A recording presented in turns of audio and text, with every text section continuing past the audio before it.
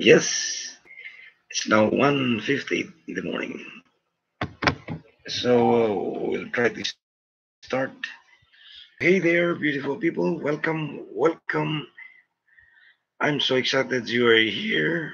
My name is Jonathan De Jos, and I'm absolutely thrilled to be your Julie mentor and educator. Whether you're a complete beginner or a startup in your jewelry business, you are in the right place. Today we are going to dive into the wonderful world of jewelry making and especially the jewelry gold mixing. I'll be sharing some tips, some tricks, and the whole lot. So grab a cup of tea and your favorite comfy chair. Let's get ready to sparkle. So first, I'd like to introduce myself uh, as a jewelry mentor of the Philippines. I've been in the industry for 35 years. I have handled everything from the chemicals, the raw, and the assembly, designing, casting, jewelry, wax molding, and a lot more. Options I can handle. I have been through all those divisions. Now, I've been thinking of discussing about the gold since the gold has been very hot today, especially here in the Philippines. Um, it became a hot commodity now and a good investment as the gold is always increasing its value day to day. So it was a big history.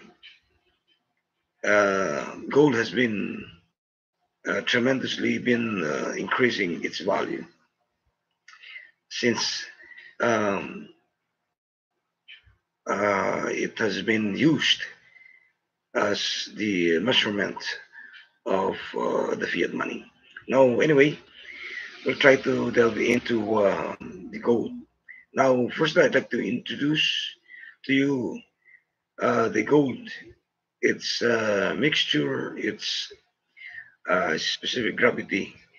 Now, before we will go into it, I'll try to discuss first or define what is gold and the gold card. Uh, now, carat is the system used to measure the purity of gold.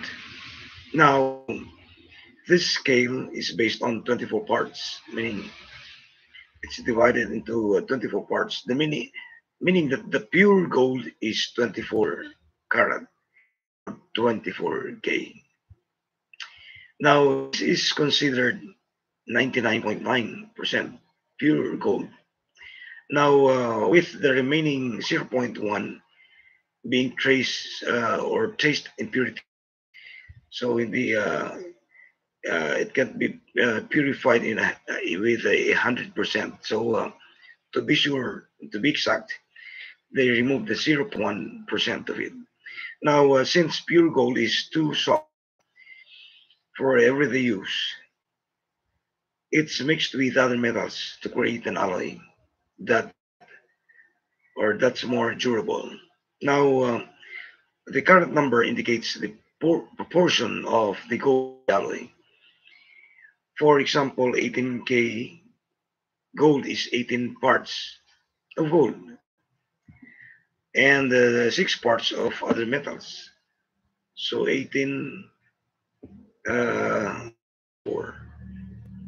Now, which means it's 75%. We'll try to delve into it afterwards. Now, the composition of common alloys by carat. Here's the breakdown of the most common gold carats and their typical compositions. Now, the type and the amount of alloying metals dramatically. affect what we call the final color and the durability and the price of the jewelry. Now, we'll start with the 24K. Now, 24K gold, as we uh, uh, as we know, the 24K or the pure gold is 99.9% gold. So the alloy is none or trace of impurities. Wala. So there's not none, no impurities.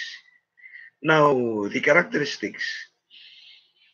This is the purest form of gold. It's bright, yellow, very soft, and highly malleable. It's rarely used for everyday jewelry because it scratches and bends easily. It's often reserved for investment bars, coins, and the ceremonial pieces. Now, um, every gold, every purity has its own what we call specific gravity. Now, the specific gravity of 24K is 19.32. Now, it differs from the lower carat, the lower purity of gold. So, I'll be discussing about it after this. Now, 22 gold, which is purity 91.7% gold. Now, the alloy or alloys is 8.3% copper, silver, or zinc. It's either of the silver or the zinc. Now, anyway, sometimes uh, some companies use a different portion or a different what we call alloy. But with this, this is exactly have been used by the international standard. No copper, silver, and zinc. So, uh, uh, so 22 carat purity is 91.7% gold, and the alloy is 18.3% copper. Now, because the 22K has uh, been 8.3%, which is copper and silver, it depends on the company. It depends on the practice. If it's divided into two, so meaning to say the alloys is computed exactly, weighing exactly, divided into two. Let's say 8.3 divided by 2. So that will be the additives. Now, as I have mentioned a while ago, the purity is every purity has its own specific gravity.